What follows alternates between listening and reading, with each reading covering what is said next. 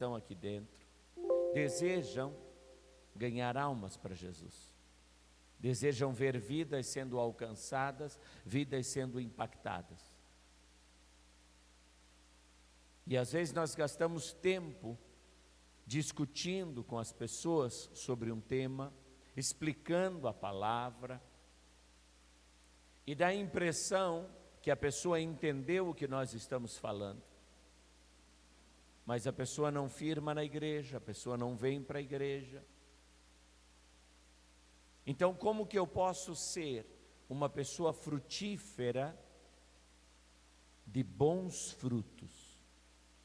Fruto que permaneça. Diga comigo assim: fruto que permaneça. Tome assento.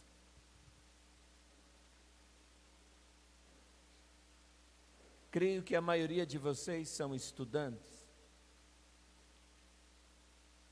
Devido a algumas mudanças na minha adolescência e mesmo na minha infância, talvez mais de uma mudança,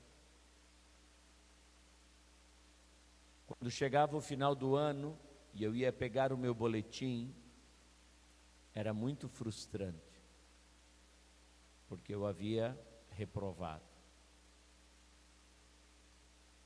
Eu não havia frutificado. Eu não consegui romper. E isso machuca a gente. E chega um ponto em que você pensa assim: talvez eu seja burro. Eu não percebia por que eu não conseguia frutificar. Eu só percebia que eu não tinha frutos. Enquanto pessoas da mesma idade que eu estavam mudando de série, eu permanecia na mesma. Mas para você ter noção de como funcionava, em um ano, eu passei por 2 países, 4 estados e umas 3 cidades, por assim dizer, além, dentro dos próprios estados, né?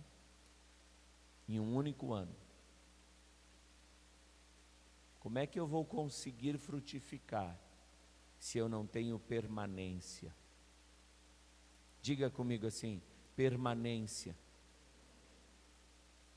Se você quer crescer como homem de Deus, como mulher de Deus, você precisa aprender a permanecer no mesmo lugar, fazendo a mesma coisa, continuamente. Diga de novo: fazer a mesma coisa, continuamente. Não tem como uma pessoa crescer e ser frutífera se ela não consegue parar para ouvir, e parar para ouvir, e parar para ouvir. O único jeito de você aprender algo é você ouvir, voltar a ouvir, meditar sobre esse assunto, fazer os exercícios de memorização, de fixação, voltar a exercitar. Então você vai começar a ver os resultados. Eu era pastor bem jovem, início de ministério, e nessa época eu tinha uma vida de oração muito alta. Eu orava muito, mas eu não orava em línguas. Eu ainda não era batizado, ou por assim dizer, não havia sido renovado no Espírito. Mas eu tinha uma oração muito intensa. E eu tinha uma meditação da palavra muito forte. Eu meditava muito na palavra. Mas parecia que nada estava acontecendo. E talvez você olhe para a tua situação e ache que nada está acontecendo. E isso te estressa e você quer fazer alguma coisa. Deixa eu te dizer, o que você deve fazer é continuar orando e continuar meditando na palavra. Um pé de laranja não se estressa para dar laranja. É natural, quando chegar a época vai florescer e vai dar laranja. Mas se ele entender que se ele se alimentar bem, se ele beber bastante água, se ele tiver o clima certo, se ele tiver os nutrientes certos, ele dará muito mais fruto do que aquela outra árvore que se estressou demais. Diga comigo, há tempo para todas as coisas. Então o que você deve fazer? Você deve focar em mergulhar em Deus. Ao invés de você querer mostrar Deus para os outros, conheça você primeiro Deus. Mergulhe o máximo que você puder em Deus, o máximo que você puder. Tente conhecer Ele cada vez mais, medite cada vez mais na sua palavra. Não se preocupe com os ataques dos incrédulos, dos ateus. Se preocupe em conhecer o teu Deus. Se preocupe em estar nele. Se preocupe em estar cheio dele. Se preocupe em mergulhar em todas as unções possíveis. Mergulhe e continue mergulhando. E eu lembro que eu estava cuidando de uma irmã e eu levei ela ao hospital. E ela entrou e eu tive que ficar esperando. Porque ninguém acreditava que eu tinha uma oração de cura, então ninguém nem pedia para mim orar por cura. Mas como eu tinha carro e tinha boa disposição para servir, então eles pediam para mim levar no hospital, para me socorrer na madrugada. Eu era um servo. E eu estava sentado no banco e um bêbado começou a perturbar e a incomodar naquele lugar. E aquilo me irritou, porque ele estava perturbando pessoas que estavam doentes ou pessoas que estavam com familiares doentes. Não era um ambiente para ter uma pessoa incomodando. E aquele bêbado veio e sentou, e eu estava irritado, e o Espírito Santo disse assim: assopra, manda sair. Era a primeira vez que eu ia assoprar. E eu disse, bem baixinho, porque ninguém sabia o que eu estava fazendo. Aquele bêbado estava tagarelando. E eu só disse assim, sai dele. E ele fez assim com a cabeça. Bateu na parede. E apagou. Você percebeu? Eu não sabia em que nível eu estava. Eu só continuava mergulhando. Você só deve continuar mergulhando.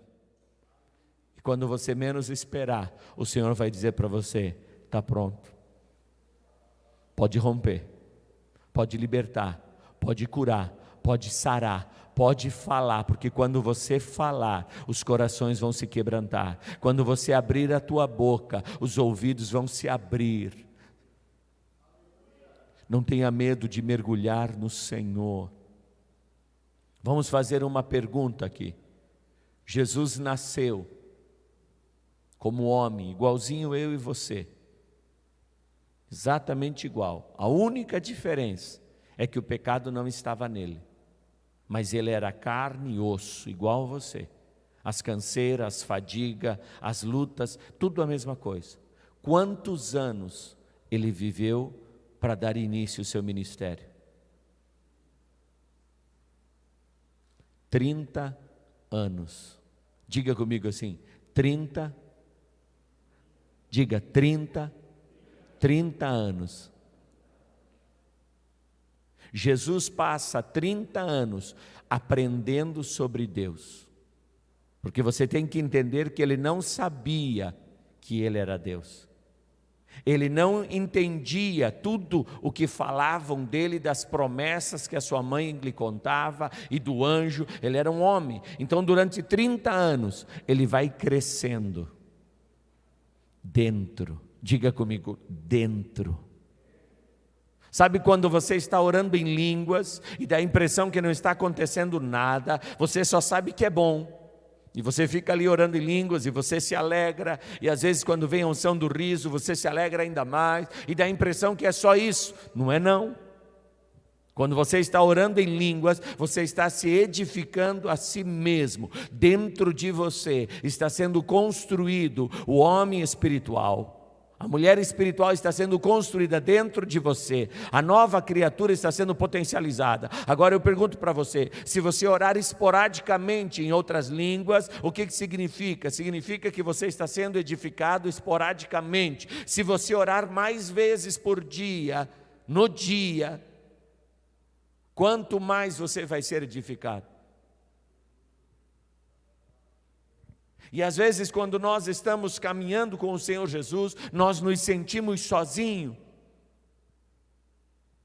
nos sentimos abandonados e dá a impressão que ninguém se importa com a gente.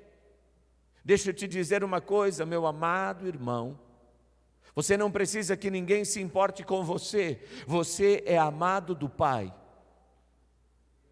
Mas esse sentimento faz parte do teu crescimento. É como se Deus dissesse para você: esquece os outros, olha para mim. Ao invés de você estar preocupado com o que os outros estão pensando de você, volte-se para o Cristo e se preocupe com o que Ele está pensando de você. Quanto mais tempo você passar sozinho, em oração, em meditação na palavra, tão mais profundo você vai ir em Jesus. Sabe qual foi o ápice da vitória do Cristo, do romper do Cristo? É quando Ele está na cruz do Calvário. E até ali, talvez você se sinta constrangido pela sua dor, pelo seu sofrimento, mas até aí está tudo bem. Porque Ele já entendia quem Ele era, Ele já sabia o que Ele veio fazer, e Ele já havia dito: a minha vida ninguém a tira, eu a dou.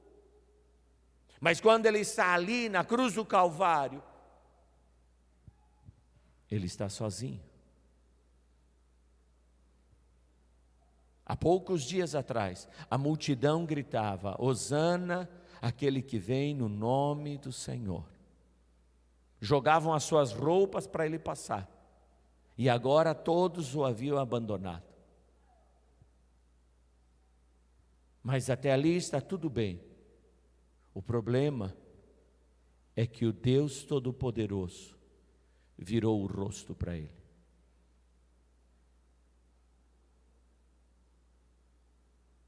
Você entendeu? Jesus, para ser frutífero abundantemente, teve que sentir o que é ficar sem os olhos do Pai sobre ele. Total abandono, total entrega.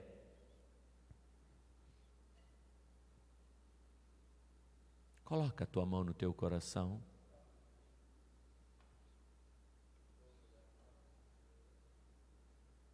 Você já imaginou você entregar o teu filho, você entregar a tua filha por pessoas más, por pessoas soberbas, por pessoas arrogantes, por pessoas malignas, por pessoas invejosas, ciumentas, por pessoas rancorosas, por pessoas sem fé.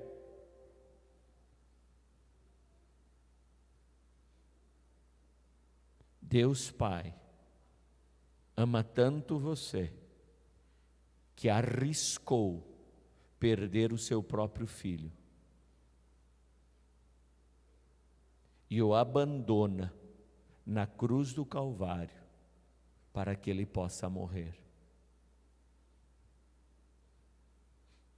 Enquanto Deus olha para o Cristo, não tem como ele morrer. Mas quando o Pai vira o rosto, ele decreta a morte. Você é discípulo do Cristo. E se você quiser ganhar almas, você precisa morrer. Não se trata de uma morte física, mas se trata de uma morte das suas vontades, uma morte do seu achismo, uma morte dos seus projetos e uma declaração: venha o teu reino e seja feita a tua vontade, não a minha. Não é o que eu quero, mas é o que é o melhor para que eu me torne frutífero e o fruto permaneça. O que o Cristo queria era o olhar do seu Pai, ao ponto que ele diz: Deus meu, por que me abandonaste?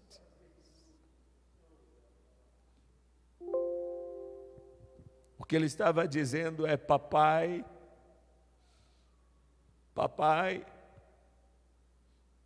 mas o pai virou as costas, porque ele precisava morrer, ele precisava mergulhar as trevas mais densas no abismo da terra, para salvar aqueles que estavam lá. Hoje, o Espírito do Senhor te pergunta: você quer ganhar almas? Você quer ver vidas impactadas? Você quer ver vidas libertas?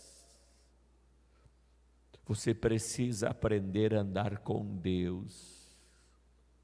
E andar com Deus não é estar só, é estar com Ele. E aceitar a vontade dEle.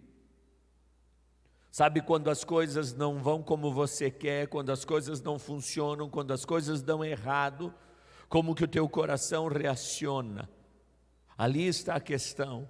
Deus está no controle e Ele faz como Ele quer. Ele faz como Ele quer. E eu estou disposto a aceitar o cálice que Ele me oferece. O cálice que Ele ofereceu ao seu próprio filho era: você vai precisar levar o pecado do Joabe, você vai precisar levar o pecado de toda a humanidade, você vai ter que pagar pelos erros deles. Você está disposto? E ele aceitou, só que o que ele não entendia é que o ato de ele aceitar significava: você morrerá por causa disso. E a morte, alguém esses dias me perguntou o que é a morte. A morte é o que Jesus sentiu. Quando o Pai virou o rosto, Ele morreu. Sabe por que Ele morreu? Para que você tenha vida. E você tenha vida com abundância. Nunca largue a Jesus, nunca abandone a Jesus, coloque Ele em primeiro lugar na tua vida, não dê desculpas esfarrapadas, ame como Ele te amou, perdoe como Ele perdoou, entronize Ele no teu coração como Ele entronizou você. Não sei se você percebe, Ele colocou você num lugar especial no seu coração e disse: eu estou disposto a tudo, a tudo. Mas quando ele chegou lá, foi tão pesado, que o desespero tomou conta dele, porque ele nunca havia sentido estar longe dos olhos do Deus Todo-Poderoso. Mas quando o Pai vira o rosto para ele, então ele não aguenta, e ele diz: Deus meu, por que me abandonaste? Sabe por quê? Para que eu e você pudéssemos estar aqui hoje, para que eu e você pudéssemos ter a pessoa do Espírito Santo em nossos corações. Por causa da sua morte, eu recebi a vida. Por causa da sua vergonha, eu recebi a honra. Por causa do seu vitupério, eu receberei uma coroa. Amante, o Espírito quer que você seja frutífero, mas Satanás, ele é ardiloso para destruir você. Então diga comigo assim: 3 pecados. Fala de novo: 3 pecados que eu preciso afastar da minha vida. Primeiro, rebelião. O que é rebelião? É quando você rejeita a autoridade de Deus sobre a tua vida. Quando você rejeita a autoridade de Deus sobre a tua vida, você está em rebelião. É o pecado mais grave. Se você pegar um bruxo, se você pegar uma pessoa que invoca demônios e um rebelde, dá tudo na mesma. Sabe, às vezes as pessoas dizem assim: ah, aquele lá é macumbeiro. Muda nada. Aquele ali é um rebelde, deu na mesma. Esse aí invoca demônio. Pois é, e esse aí fala mal do pastor. É a mesma coisa. Está no mesmo espírito. Então o pecado de rebelião na tua vida deve ser extirpado. Porque o que nós aprendemos com o Cristo é obediência. E obediência até a morte. E até morte, e morte de cruz. Não é qualquer morte, é uma das piores mortes que existe, morte de cruz. Mas ainda, obediente até a morte, morte que morte? A rejeição do Pai. Você entendeu? Você precisa rejeitar toda rebelião no teu coração. E sabe onde é que você deve rejeitar a rebelião no teu coração? Começa na tua própria casa. Quando você desrespeita o seu pai, quando você desrespeita a sua mãe, isso já é rebelião. Porque o teu pai e a tua mãe são autoridades que Deus colocou sobre a tua vida. Ou seja, se você existe, é por causa do teu pai e da tua mãe. E se você rejeita eles, e se você desonra eles, você está desonrando o teu Deus. Você está desonrando aquele que te criou, aquele que te trouxe à existência. Então você precisa estar em sujeição. Você deve honrar a autoridade que Deus coloca sobre a tua vida, para que você tenha uma vida abençoada. Diga comigo assim: rebelião, você não faz parte da minha vida. Eu já vi muitas pessoas num crescente da graça de Deus e de repente se rebeliam. E sabe aonde que mora um dos maiores perigos para a rebelião? É quando você acha que é mais santo que o outro, que você é mais correto que o outro, que você faz as coisas melhor que o outro, então você se rebelia. Guarda o teu coração. Diga comigo 3 pecados: rebelião, idolatria.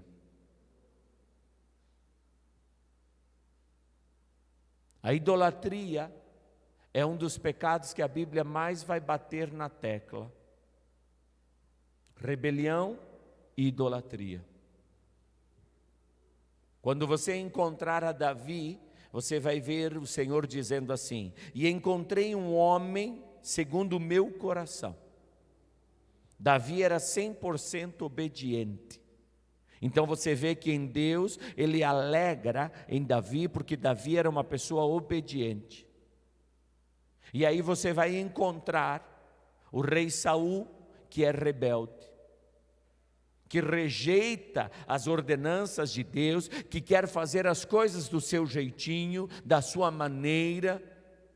Sabe aquela história assim: depois eu lavo, depois eu limpo, depois eu arrumo. Quem já passou por isso? Não, eu já vou arrumar meu quarto.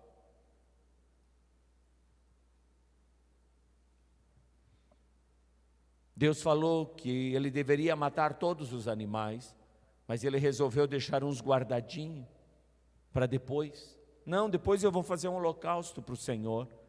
Quem já falou para depois? Depois eu faço. Isso é Davi ou Saul? Davi ou Saul? Davi ou Saul? Então quando você está dizendo lá na sua casa, depois, você está dizendo assim: eu sou um Saul. Porque você está sendo rebelde. Porque o que você está fazendo é mais importante do que a pessoa que está pedindo para você fazer. Agora veja só, o que é idolatria? Idolatria é você colocar alguma coisa no lugar de Deus. Diga comigo: idolatria, fala alto, idolatria é colocar algo, alguém no lugar de Deus. Significa que se eu não faço algo, eu estou trocando aquilo que eu deveria fazer por aquela outra coisa. Então significa que aquilo é para mim um ídolo. Para mim aquilo é mais importante do que aquilo que eu recebi a ordem. Significa que eu estou trocando Deus por aquilo. Então, quando eu desonro os meus pais, eu estou trocando a honra que eu deveria dar a Deus por um momento a mais na televisão, por um momento a mais na internet, por um momento a mais jogando uma bola, percebeu? Ou fazendo simplesmente um corpo mole. Você está aí? Ou já afundou na cadeira? Diga comigo, idolatria é colocar algo, alguém, coisa no lugar de Deus. Todas as vezes que nós nos tornamos idólatras, nós perdemos a comunhão com o Senhor. E se nós perdemos a comunhão com o Senhor, nós não conseguimos crescer, nós não conseguimos avançar. Então diga comigo, rebelião, primeiro pecado. Segundo pecado, idolatria. Terceiro pecado, imoralidade. Diga, imoralidade sexual. Esse é pecado gravíssimo, mas ele está realmente nessa escala. Se você perguntar para mim assim, apóstolo, qual é o mais grave? O mais grave é a rebelião. Já em seguida a idolatria, porque é quase a mesma coisa. E depois a imoralidade sexual. E o que é imoralidade sexual? A imoralidade sexual é quando você inverte os valores. Você foi chamado para ser frutífero. Diga comigo, frutífero. Significa que você foi chamado para ter filhos, para você ter descendência, não é isso? Quanto mais frutífero um homem, mais abençoado ele foi por Deus. Ou seja, quanto mais filhos eu tenho, mais abençoado eu fui por Deus. Quanto mais filho uma mulher tem, mais abençoada ela foi por Deus. Mas Deus quer que você tenha filho assim que nem coelho? Que você tenha filho de qualquer maneira e larga eles por aí, é isso? Não. Deus quer que você tenha filhos dentro do teu casamento. Então, para que eu possa ter os meus filhos dentro do meu casamento, eu preciso entender que há um tempo para todas as coisas. Então vai chegar o tempo em que eu vou ter que ter filhos. Então se eu vou ter filhos lá pelos meus 20, 22 anos, 21 anos, significa que eu devo me casar cedo. Não é isso? Devo me casar cedo. Para que eu possa aproveitar a minha juventude sendo pai, sendo mãe. Mas se eu começo a ter relação sexual aos 14, aos 15, aos 16 anos, 17, eu estou fazendo certo? Eu estou fazendo certo? Não, eu estou estragando a minha família, eu estou estragando aquilo que é para ser uma bênção na minha casa, aquilo que é para ser uma bênção na minha família, vai se tornar em problema, vai se tornar em desgraça.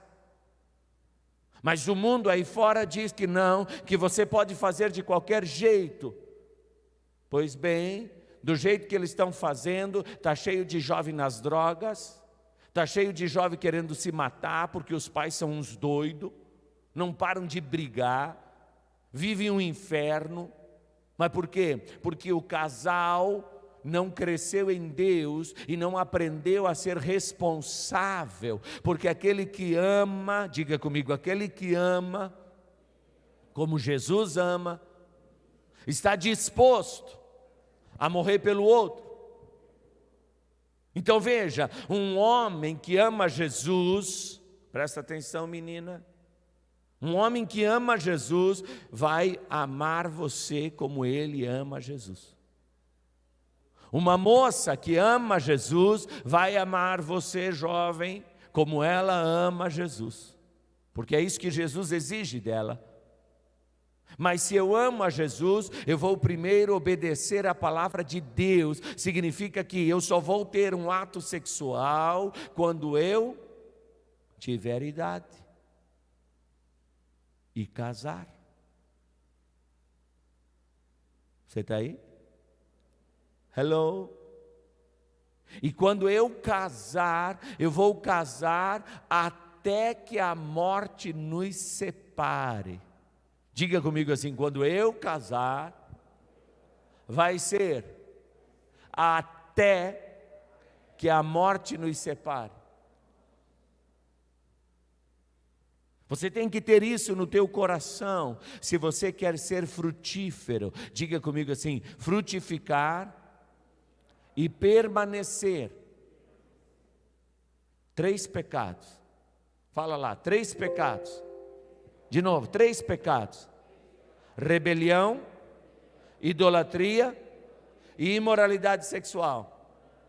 Fora da minha vida. Se você coloca isso em prática na tua vida, é só esses 3, você estará obedecendo toda a lei de Deus. Essa é a lei principal para todos os gentios. Se alguém vier dizer para você assim: você tem que guardar o sábado, você não faz parte dos 3 mandamentos. Diga 3 mandamentos. Para mim. É isso. Você não pode aceitar. Agora, eu pergunto para você: você acha que lá na Bíblia está escrito rebelião, quando fala desses 3 pecados? Sim ou não? Sabe o que diz lá na Bíblia? Não comerás o sangue, não beberás o sangue de animais, de nada. O sangue você derramará em terra. Ué, mas o senhor não falou que era rebelião? É rebelião. Porque o único sangue que pode fazer parte da tua vida, qual é? Qual é? O sangue de Jesus. Ou seja, a tua aliança é a aliança de sangue. Se você não obedece e não tem pacto de aliança, você não tem pacto de sangue com o Cristo, significa: a minha vida está entregue por Cristo. Se for necessário, eu morro por Cristo. Se for necessário, eu nego tudo e todos, mas não nego o sangue, porque a minha aliança com o Cristo é aliança de... A minha aliança com o Cristo é aliança de... Você tem aliança de sangue, significa que eu não quebro a minha aliança, porque quebrar a minha aliança com o Cristo é a morte. Então, eu não tenho parte com nenhum outro sangue. A minha aliança é com o sangue do Cristo, lá na cruz do Calvário. Então, eu tenho com Ele uma aliança de sangue, com o Cristo. E eu vou obedecer e amar a Ele sobre todas as coisas. Significa, eu colocarei Jesus em primeiro lugar na minha vida. Eu rejeito a idolatria. Nada some o lugar de Cristo na minha vida. E no meu íntimo, a única pessoa que vai ter intimidade comigo vai ser a minha esposa e o meu marido. Ali está a minha aliança com Cristo, porque eu e a minha esposa nos tornaremos um. Diga comigo, um. Anashere managashúria. Põe a tua mão no teu coração e diga: Senhor Jesus, me ajude a entender, porque eu quero frutificar abundantemente.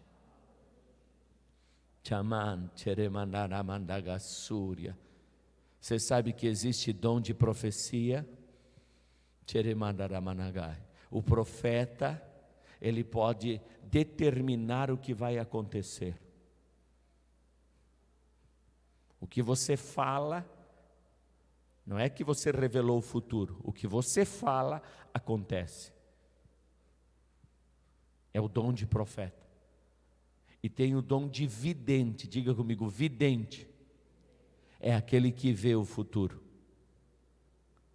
Você já imaginou você chegar na sala de aula e chegar para o teu colega e dizer assim: sabe o que vai acontecer essa semana na tua casa? Você está aí?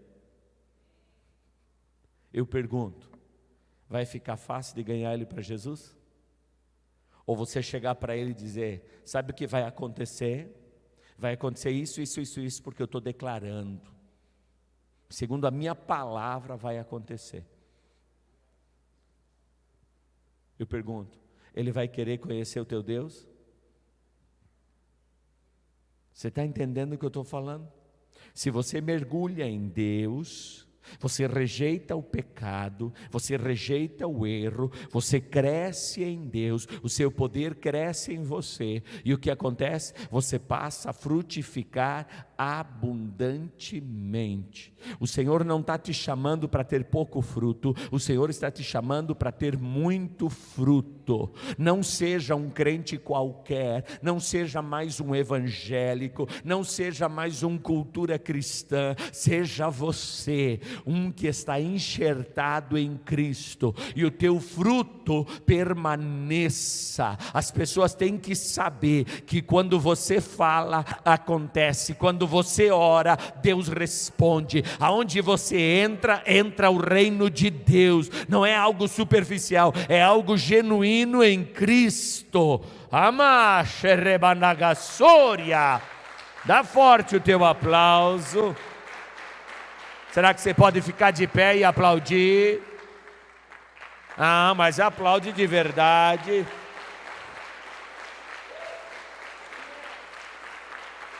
Cerebalaramanaramanaragassoria. Oramante candaramanagassória. Cerebalaramanaragassoria. Anderemanagassoria. Shalamante remanaragassoria. Cerebalarabalarabalaramanaragassoria. Manahaide condaramanagassória. Aleluia. Aleluia.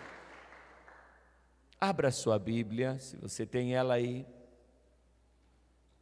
Evangelho de São João 15 e o verso 1. Eu sou a videira verdadeira, meu pai é o agricultor.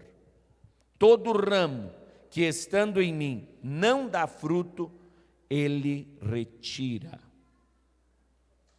Você ouviu? Ele retira. E todo o que dá fruto, ele limpa para que dê mais fruto. Se você está frutificando, o Senhor vai te limpar para que você dê mais fruto. Mas se você não está frutificando, Ele vai arrancar você. Só permanece em Cristo aquele que frutifica. Então, se você é crente em Jesus, você precisa mergulhar nele, porque você precisa frutificar, e frutificar rápido, porque eu não sei qual é o tempo que você tem, mas se você demorar muito para frutificar, o Senhor vai tirar você. Você entendeu? A pessoa que permanece em Cristo é aquela que imediatamente começa a ver frutos na sua vida, começa a ver diferença na sua vida, então ela se mantém viva em Cristo. Mas se você não vê o fruto, você começa a ficar aborrecido e se perde. Então significa, Deus tirou você, porque a tua fé não foi genuína. Mas apóstolo, como é que eu faço para frutificar? Você precisa ser cheio do Espírito Santo. Você precisa beber e voltar a beber e voltar a beber. Para de beber socialmente. Você é jovem, bebe de verdade. Não do vinho do mundo, mas da bebida do Espírito. Que você possa se embriagar e se embriagar. E talvez alguém diga assim, esse povo aí fica só aí chorando, se jogando no chão, baixa a pressão, cai. Não interessa, continua bebendo, porque vai chegar um momento em que você vai estar tão embriagado do Espírito que você nem vai perceber. Você vai começar a fazer coisas que as pessoas vão estar doido, mas é paralítico levantando, cego enxergando, surdo ouvindo, pessoa possessa sendo liberta em qualquer lugar. Porque você está lá e você está cheio do Espírito de Deus. Anaxaramanaragassoria.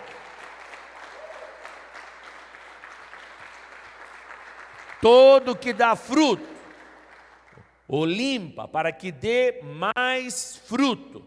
Então diga comigo, a limpeza é essa palavra dos 3 pecados.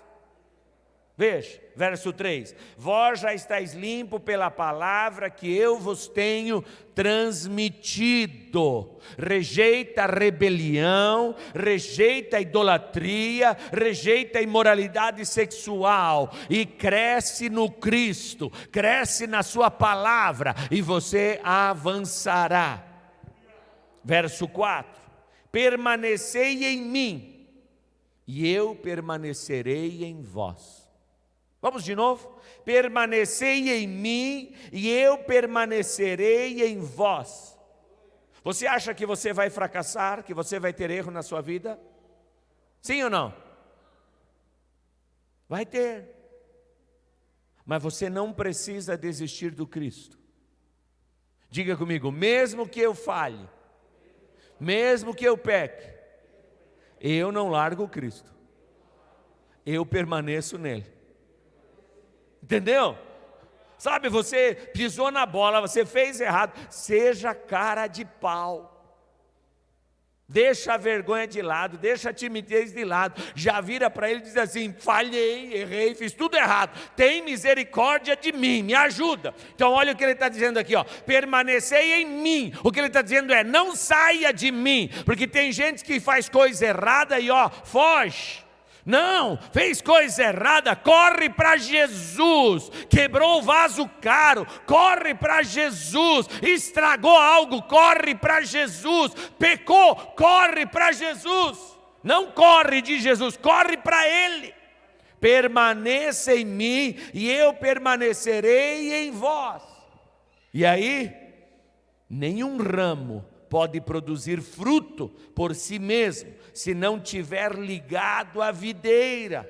Vós igualmente não podeis dar fruto por vós mesmos, se não permanecerdes unidos a mim. Diga comigo: os frutos vêm por eu estar ligado a Cristo. Quanto mais tempo você passa ligado a Cristo, tanto mais fruto você permanece. Tanto mais fruto você produz. Se você está ligado a Cristo. Você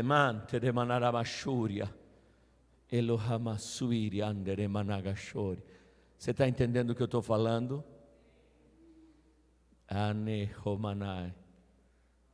Preocupa não, vai levar uns dias para você voltar a ouvir eu falar de novo. Só amanhã. Aí vai passar uns dias sem ouvir. Ouça hoje.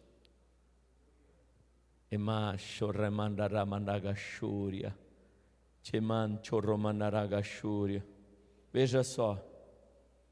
Aquele que permanece em mim e eu nele, esse dará muito fruto. Pois sem mim não podeis realizar obra alguma. Se alguém não permanece em mim, será como o ramo que é jogado fora e seca. Então esses ramos são juntados e lançados ao fogo e queimados. Se permanecerdes em mim e as minhas palavras permanecerem em vós, pedireis o que desejardes e vos será concedido. O que glorifica meu Pai é que deis fruto em abundância, e assim sereis verdadeiramente meus discípulos.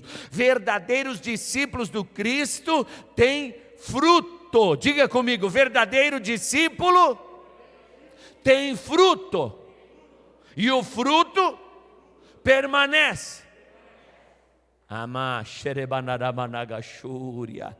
Aleluia.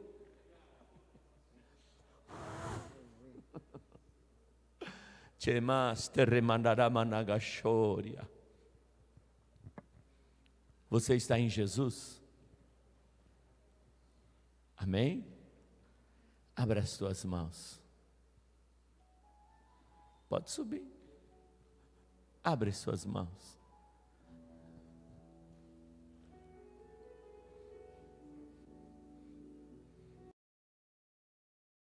Você?